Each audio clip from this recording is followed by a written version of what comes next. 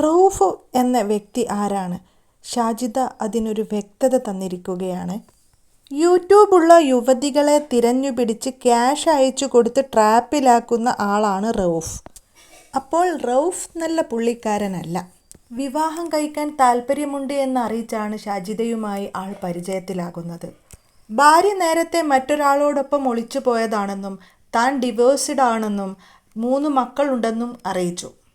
നിന്നെയും കുട്ടികളെയും പൊന്നുപോലെ നോക്കാമെന്നും ഒരു വീട് വെച്ച് മാറി താമസിക്കാമെന്നും അയാൾ ഉറപ്പു കൊടുത്തു.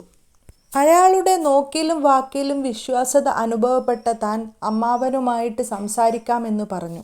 അതിൻ്റെ അടിസ്ഥാനത്തിൽ ഒരിക്കൽ അയാൾ തന്നെ അമ്മാവനോട് സംസാരിക്കുകയും സൗദിയിൽ നിന്ന് വന്നാൽ വിവാഹത്തിൻ്റെ മറ്റു കാര്യങ്ങളൊക്കെ തീരുമാനിക്കാമെന്നും പറഞ്ഞു വെച്ചു.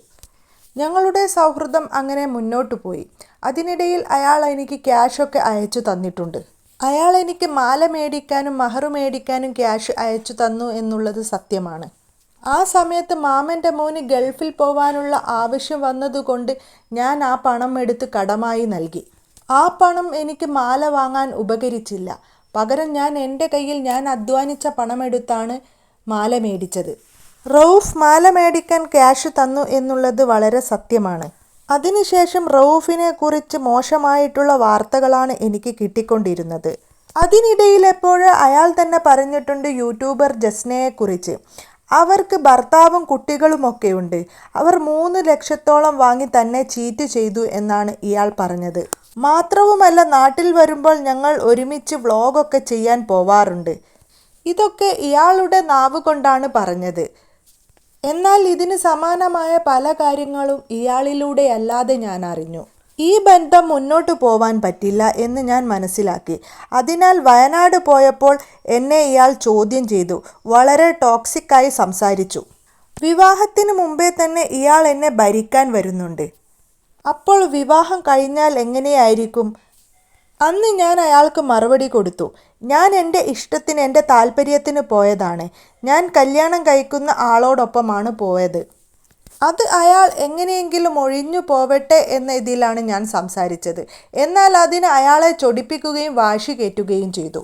പല യൂട്യൂബേഴ്സിനും ഞങ്ങൾ തമ്മിലുള്ള വോയിസ് ക്ലിപ്പുകളും ബാങ്ക് സ്റ്റേറ്റ്മെൻറ്റുകളുമൊക്കെ അയച്ചു കൊടുത്തു. ഇതെല്ലാം വെച്ച് എനിക്കെതിരെ വീഡിയോ ചെയ്യാൻ അയാൾ പ്രേരിപ്പിച്ചു. പലരും അത് വാർത്തയാക്കുകയും ചെയ്തു. പക്ഷേ ഞാൻ അയാളോട് പറഞ്ഞതാണ്, നിങ്ങളെ ക്യാഷൊക്കെ ഞാൻ തിരിച്ചു തരാം.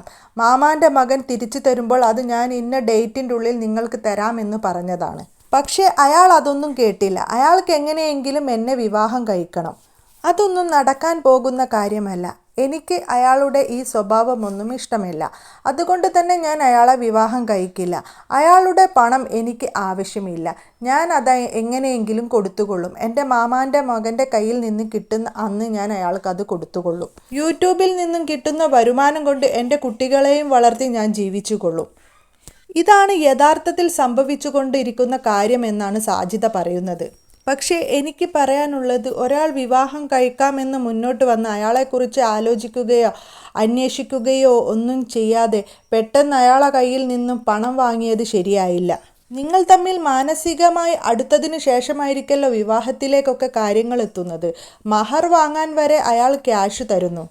അയാളുടെ കയ്യിൽ നിന്നും ക്യാഷ് വാങ്ങി നിങ്ങൾ മാല വാങ്ങിയോ ഇല്ലയോ എന്നല്ല, നിങ്ങൾ മാല വാങ്ങാൻ വേണ്ടിയിട്ടാണ്, മഹർ വാങ്ങാൻ വേണ്ടിയിട്ടാണ് അയാളുടെ കയ്യിൽ നിന്നും പണം വാങ്ങുന്നത്. അത് അമ്മാവൻ്റെ മകന് നിങ്ങൾ കടം കൊടുക്കുകയും ചെയ്തു. പക്ഷേ ഇത്തരം പ്രശ്നങ്ങൾ മുന്നോട്ട് പോകുന്ന സ്ഥിതിക്ക് അയാളുടെ കടം വീട്ടിയിട്ട് സംസാരിക്കുന്നതാണ് ഉത്തമം. അയാളുടെ കടം വീട്ടിയിട്ടാണ് നിങ്ങൾ സംസാരിക്കുന്നതെങ്കിൽ അത് മാന്യമായിട്ടുള്ള കാര്യമാണ്. അല്ലാതെ നിങ്ങൾ ഇങ്ങനെയൊക്കെ പറയുമ്പോൾ അതൊക്കെ വിശ്വസിക്കാൻ ബുദ്ധിമുട്ടുള്ളതുപോലെ തോന്നുന്നു. നിങ്ങളും അയാളും എടുത്ത തീരുമാനമാണ് വിവാഹം കഴിക്കാമെന്നുള്ളത്. മഹർ വാങ്ങാമെന്നുള്ളതും നിങ്ങളും അയാളും എടുത്ത തീരുമാനം. അതിനിടയിലാണ് അയാളുടെ സ്വഭാവ ദൂഷ്യത്തെക്കുറിച്ച് നിങ്ങൾ മനസ്സിലാക്കുന്നത്.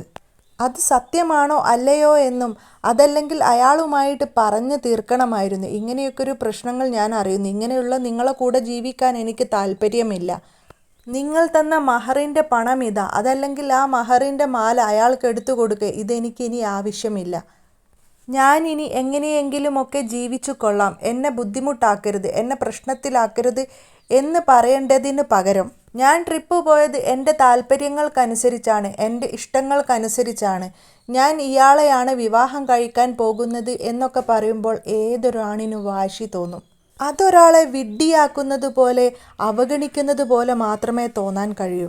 അതിൻ്റെ പ്രത്യാഘാതമായിട്ടാണ് അയാൾ പ്രതികരിച്ചതും യൂട്യൂബേഴ്സിന് നിങ്ങളുടെ വോയിസ് ക്ലിപ്പ് അടക്കം കൊടുത്തതും. ഇനിയെങ്കിലും ഇത്തരം കാര്യങ്ങളിൽ ഇൻവോൾവ് ആവാതിരിക്കുക. ഇത് മറ്റു പലർക്കുമുള്ള പാഠമാണ്. മറ്റൊന്നും ചിന്തിക്കാതെ ചെയ്യുന്ന പല കാര്യങ്ങളും നമുക്ക് തന്നെ വിനയായി വരും, പ്രത്യേകിച്ച് സോഷ്യൽ മീഡിയ കൈകാര്യം ചെയ്യുന്നവർ.